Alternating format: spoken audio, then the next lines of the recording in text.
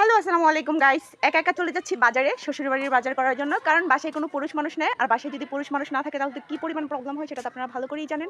So একা একাই চলে যাচ্ছি। হ্যালো, আসসালামু আলাইকুম গাইস, কেমন আছেন সবাই? আশা করি সবাই ভালো আছেন। আলহামদুলিল্লাহ, আপনাদের দোয়ায় আমিও ভালো আছি। আপনারা যারা আমার পাশে আছেন, পাশে থাকবেন, তাদের জন্য অসংখ্য অসংখ্য দোয়া এবং শুভকামনা রইল।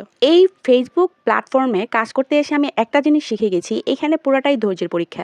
আপনি আর কিছু শিখেন না শিখেন, প্রচুর পরিমাণে ধৈর্য ধরে শিখে যাবেন। কথায় আছে না, ধৈর্যের ফল খুব মিষ্টি হয়। একদম সত্যি কথা। আপনি যত পরিমাণে ধৈর্য ধারণ করতে পারবেন, তত পরিমাণেই সফলতা নিকটে আসবে। আর সাথে তো বাধা বিপত্তি আছে, আত্মীয় স্বজনের মানুষের নানা ধরনের কথা তো সাথে ফ্রি। সবাই ভাবি কি অনলাইনে কাজ করাটা খুবই সহজ, ভিডিও করবেন এবং ছেড়ে দিবেন। আপনি বাইরে কোথাও চাকরি করেন, তাতে কেউ কিছু আপনাকে বলবে না, কিন্তু ফেসবুক প্ল্যাটফর্মে কাজ করতে আসলে দেখবেন নানা ধরনের নানা কথা।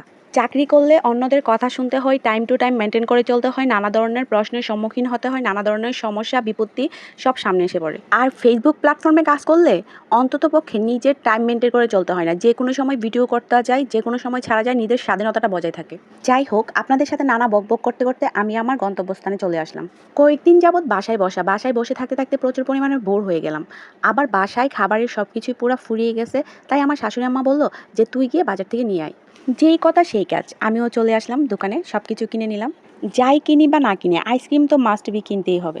কারণ আপনারা ভালো করেই জানেন, মেয়েরা আইসক্রিম, ফুচকা, চটপটি এবং চকলেট খুবই পছন্দ করে। যাক, সব কিছু কিনে আইসক্রিমটা খেতে খেতে বাসার উদ্দেশ্যে রওনা হয়ে গেলাম। এখন টই টই করতে করতে বাসায় চলে যাব। এখন চলুন জানা যাক বাজার থেকে কি কি নিয়ে আসলাম।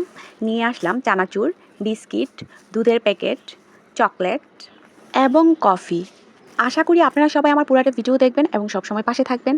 সবার জন্য দোয়া এবং শুভকামনা রইল। সবাই সুস্থ থাকবেন, ভালো থাকবেন এবং পরবর্তী ভিডিও দেখার জন্য সাথে থাকবেন। আজ এই পর্যন্তই। আল্লাহ হাফেজ।